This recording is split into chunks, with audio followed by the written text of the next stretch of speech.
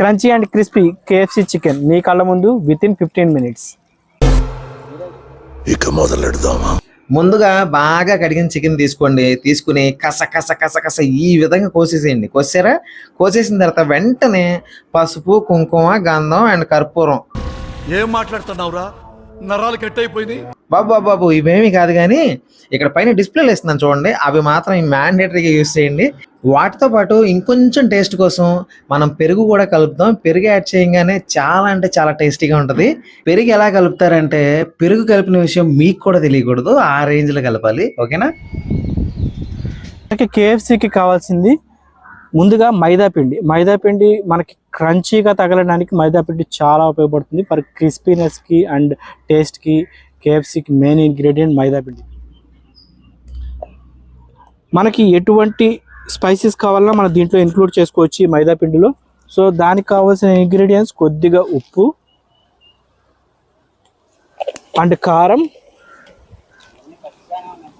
ఇప్పుడు మనకి కేఎఫ్సీలో పైన లేయర్స్గా వస్తుంది కదా, అది మైదాతోనే వస్తుందా?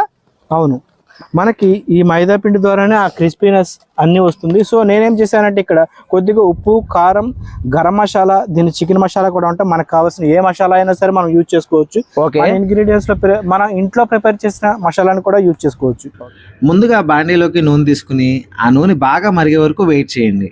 మనం మ్యారినేట్ చేసుకున్న చికెన్ 1 hour కంప్లీట్ అయింది. సో ఇప్పుడు మనం చేయాల్సిన పని కంప్లీట్ అయిన చికెన్లోకి పట్టుకోదొరకది.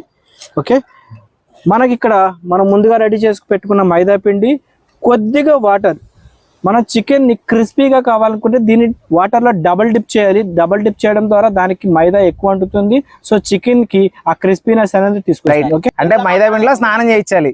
మైదా పిండిలో స్నానం చేయించాలి. సో మన ఆయిల్ కూడా రెడీ అయిపోయింది. సో ఆయిల్ ఇంకా అవ్వలేదు కదరా? నీ అబ్బా ఈ విధంగా డబల్ డిప్ చేసినటువంటి చికెన్ తీసుకొచ్చి డైరెక్ట్ గా బాండీలో వేసేసేయండి. బ్రౌన్ షేడ్ వచ్చే వరకు మాక్సిమం దాన్ని బాయిల్ అయ్యేలాగా చూడండి. అండ్ తర్వాత మీరు ఏం చేస్తారంటే, ఇంకేం చేస్తారో అది కంప్లీట్ అయ్యే వరకు వెయిట్ చేయండి. ఫైనల్గా మీకు ఈ విధంగా క్రంచీగా అయితే కనిపిస్తుంది. ఇక మీరు రిమూవ్ అయితే చేసేయచ్చు. కంప్లీట్లీ పల్లెటూరు కేఎఫ్సి. అది ఫైనల్ గా కేఎఫ్సి అయితే రెడీ అవబోతుంది ఇంకొన్ని నిమిషాల్లో. 12 నిమిషాలు పట్టుద్దా, టైం ఇంకా ఎక్కువ పట్టుద్దా? ఓన్లీ 15 నిమిషాలు. ఎందుకంటే ఇది గంట సేపు నానింది కాబట్టి, మన ఆయిల్ బాగా వేడిగా ఉంది కాబట్టి మన కేఎఫ్సి రెడీ అవ్వడానికి ఎంతో టైం పట్టదు. ఓన్లీ 15 నిమిషాలు మన దేశీ కేఎఫ్సి రెడీ. ఫైనల్గా ఈ విధంగా క్రంచీగా అయితే కేఎఫ్సి అయితే రెడీ అయిపోయింది.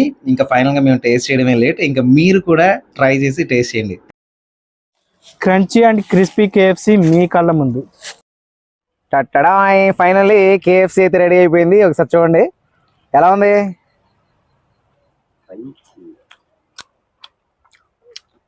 చాలా బాగుంది. మీరు కూడా టేస్ట్ చేసి చూడండి, నిజంగా చాలా బాగుంది.